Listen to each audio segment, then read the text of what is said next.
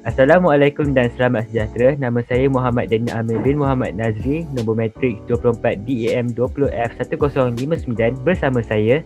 Nama saya Ahmad Syafiq Adam bin Adnan Kamil, nombor matrik saya 24 DAM 20F1035. Nama saya Muhammad Zaid bin Arjati, nombor matrik saya 24 DAM 20F1056. Nama saya Muhammad Zulfakar bin Zulkifli, nombor matrik 24 DEM 20F1022. Hari ini kami akan membentangkan sebuah wawancara ataupun forum di mana kami akan mengulas tentang masalah-masalah isu-isu perkauman yang berlaku di Malaysia. Jadi saya ingin bertanya kepada saudara Syafi, pada pendapat awak, apakah punca-punca isu ini berlaku? Pada pendapat saya, isu perkauman ini berlaku terdapat faktor-faktornya. Antara faktornya adalah faktor budaya, faktor agama, faktor ekonomi dan faktor pendidikan. Hari ini saya akan menerangkan keempat-empat faktor tersebut. Yang pertama adalah faktor kebudayaan.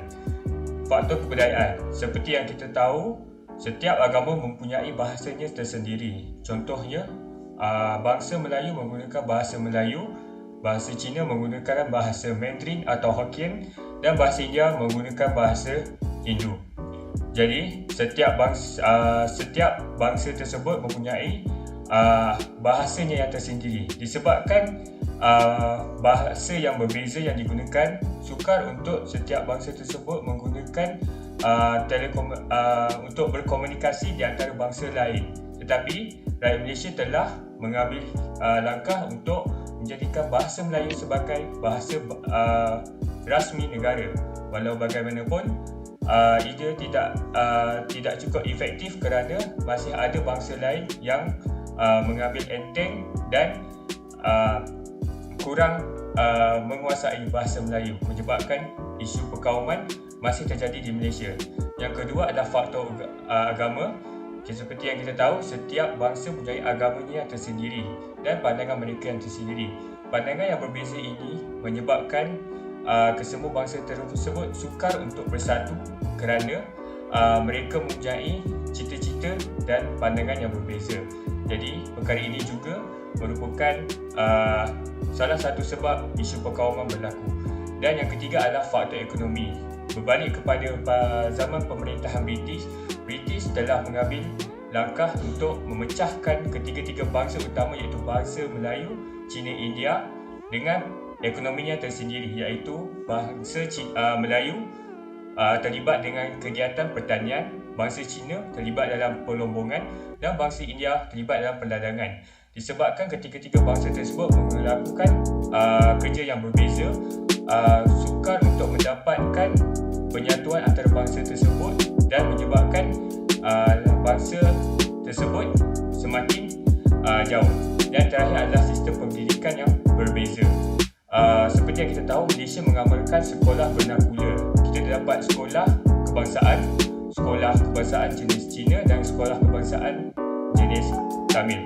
Disebabkan perbezaan dari sekolah rendah perbezaan bangsa ini telah menyebabkan kanak-kanak telah diajar untuk hidup dalam komunitinya yang tersendiri tanpa bercampur. So, disebabkan sekolah vernakula ini merupakan antara punca isu perkauman berlaku. Itu sahaja dari saya. Sekian, terima kasih. Kembali kepada Encik Daniel. Terima kasih saudara Syafi. Seterusnya saya ingin bertanya kepada saudara Zaid. Pada pendapat awak, apakah punca-punca maafkan saya, apakah kesan terhadap perkara ini? Maksud saya, apakah kesan jika perkara ini terus berlaku dan berleluasa? Silakan. Apa yang saya tahu, kesan daripada perkauman ini adalah akan memberikan kesan jangka masa yang panjang dan pendek. Antara contoh jangka masa yang pendek adalah banyak masyarakat Melayu tidak diberikan peluang pekerjaan dalam sebuah syarikat oleh masyarakat Cina. Contoh kalau kesan jangka masa panjang pula, yang seperti yang kita tahu, perasaan mendalam yang timbul di dalam setiap kaum itu, contohnya rusuhan kaum seperti yang berlaku 13 Mei 1969.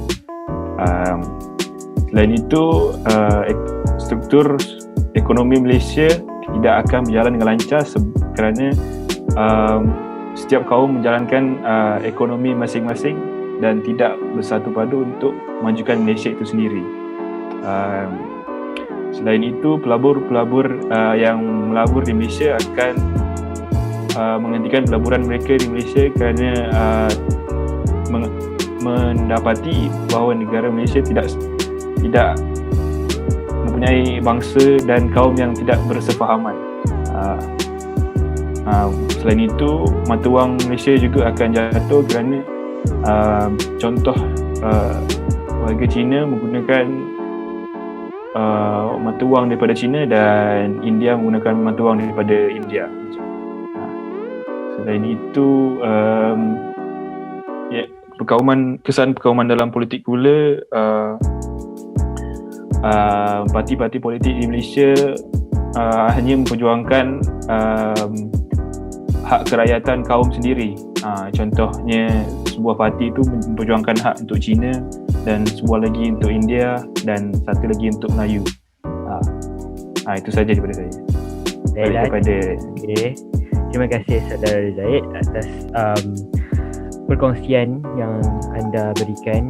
Seterusnya, saya ingin tanya kepada Saudara Zulfaqar, apakah solusi-solusi yang dapat kita apply, kita gunakan untuk mengelakkan perkara ini terus berlaku di Malaysia ataupun di seluruh dunia?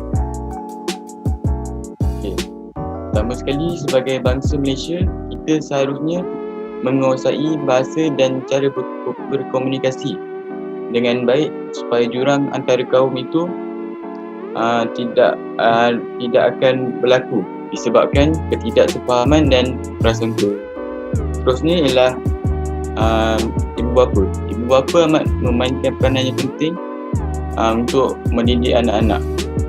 Jika ibu bapa sendiri tidak mempunyai fahaman yang betul, anak-anak akan mudah terikut. Seterusnya, daripada sistem pendidikan. Sistem pendidikan ini sebagai ejen sosialisasi bagi memupuk kepribadian dan kesedaran yang akan mengikis dan menghapuskan sikap dan pemikiran perkauman. Akhir sekali ialah dari segi politik. Seperti yang kita tahu, politik di negara kita ini parti politik yang hanya memperjuangkan kepentingan etnik masing-masing. Parti politik seperti itu perlu dihapuskan dan kita perlu menubuhkan sebuah parti politik parti politik campuran bagi memudahkan proses pembentukan bangsa bersatu. Parti politik campuran boleh mencari jalan penyelesaian jika berlakunya sesuatu konflik dengan mudah. Itu saja. Terima kasih. Terima kasih Saudara Zul atas perkongsian itu. Jadi kita sudah sampai ke penghujungnya. Boleh saya bertanya kepada Saudara Syafi, apakah harapan yang kita boleh ketengahkan bagi mengelakkan perkara ini terus berlaku di Malaysia? Apakah harapan awak kepada masyarakat di Malaysia untuk mengelakkan isu ini terus berleluasa? Harapan saya adalah, saya berharap jurang perbezaan antara etnik haruslah diselesaikan dan dihapuskan secara segera dengan langkah-langkah yang sesuai tanpa menyinggung perasaan sesuatu kaum. Dan saya juga berharap agar kesejahteraan dan keamanan negara akan tercapai dengan kerjasama semua lapisan masyarakat dan tidak mengulangi kesilapan kita pada masa lalu, iaitu pada 13 Mei 1969. Dan semoga Malaysia terus maju dan menjadi sebuah negara yang berkejaya. Sekian, terima kasih.